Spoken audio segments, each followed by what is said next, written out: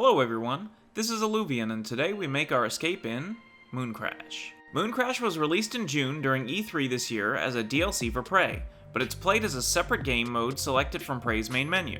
In Mooncrash, you play as a hacker in a capsule orbiting the moon, playing through a simulation of a disaster at the Transtar moon base, Pythias. The moon base is made up of a starting area, a main hub in a crater, and 3 wings connected outward from the hub. The game plays like a roguelike, meaning when you die you lose your progress. Well, mostly.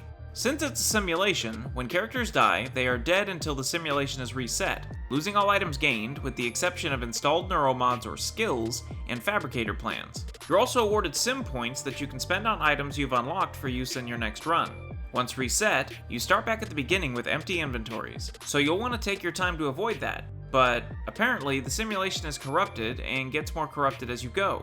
When the meter fills, the corruption level goes up, resurrects all of the enemies, and makes them stronger, overwhelming you quickly.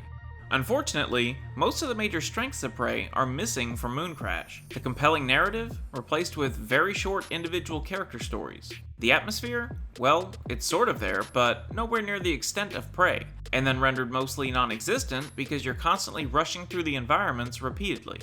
Being able to play your way is also missing, because you're stuck playing as 5 distinct, unlockable characters, each with predetermined skills, so you're forced to play a certain way depending on the character. Important skills like repair or hacking are limited to each a single character. Some tasks require the abilities of multiple characters to complete, so you're forced to play certain characters in a specific order, making it a game of memory, as you cannot switch characters on the fly. They either have to die or escape in order to select a new one, and then that character is only reselectable after you've reset. It tends to all feel very repetitive, as between each reset, all bodies and lootable containers remain in the same place, just with different loot inside. You can only loot the exact same storage container so many times before you're bored with it. The runs are a bit varied though as you progress. They start adding hazards like a fire or power outage in a wing to hamper your run, but most are pretty easily dealt with.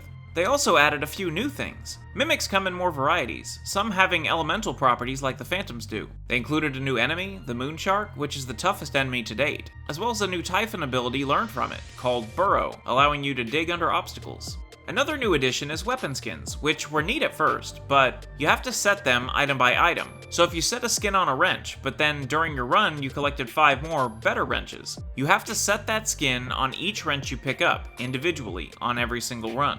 The skin you select does not save across the item type, so it's novel at first, but quickly becomes a tedious hassle that you just ignore. In Bethesda's marketing, they use the phrase infinitely replayable several times to describe the game, and for that reason, I find it extremely odd that they decided to make your game unplayable after finishing all of the objectives. You're taken out of the simulation for an end-of-game sequence, and due to the game auto-saving at that point, you can no longer return to the simulation to play the actual game. You have to start a whole new one. That's not particularly fun, nor is that what I'd call infinite. The beginning of the game is when you're at your weakest, and you die repeatedly because you're woefully overmatched. That is the least fun part of the game. Why throw your player back into that? Furthermore, the launch trailer made the game look way more combat focused than it is, and once I actually played the game, I felt misled. Ultimately, Mooncrash is, in essence, a completely different game from Prey, only sharing a world, skills, and shooting mechanics, not to mention the long load times. They moved away from the things that made Prey great, and that's disappointing. Currently, I don't recommend Mooncrash. While I do appreciate Arcane wanting to try something new, it just didn't work for me. Later this year though, they're releasing another game mode called Typhon Hunter, which is free to owners of Mooncrash. It plays like Prop Hunt, where one player controls Morgan Yu, and the other 5 players control mimics, hiding from him. That sounds like it could be a lot of fun, but until then, I'm done with the moon.